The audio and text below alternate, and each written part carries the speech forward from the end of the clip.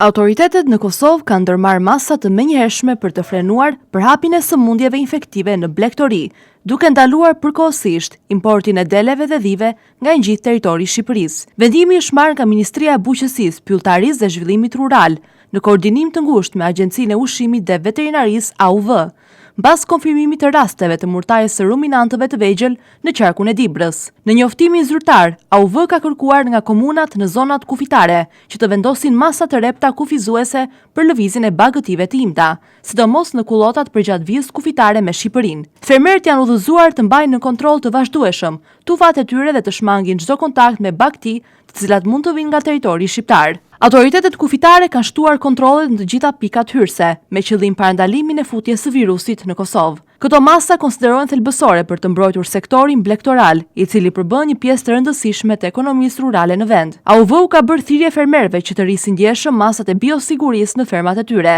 Mes rekomandimeve kryesore janë shmangja e lëvizjeve të panevojshme të kafshëve, kufizimi i kontakteve me tufa të tjera, si dhe raportimi i menjëhershëm i çdo shenje të dyshim tek shërbimet veterinare. Fermerët këshillohen të mos blejnë kafsh pa u siguruar më parë për statusin e tyre shëndetësor. Sëmundja PPR 5DPT truminont është një infekcion viral shumëgjitës që prek kryesisht delet dhe dhitë, duke përhapur përmes kontaktit të drejt për drejt, si dhe përmes sekrecioneve dhe jashtëshitjeve të kafshëve të infektuara.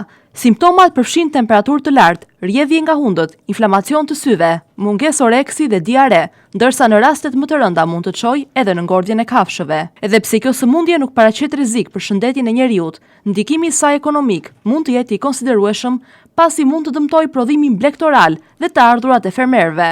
Për këtë arsye, autoritetet mbeten në gatishmëri të lartë dhe u bën thirrje të gjitha aktorëve në sektor që të respektojnë me rigorozitet udhëzimet zyrtare.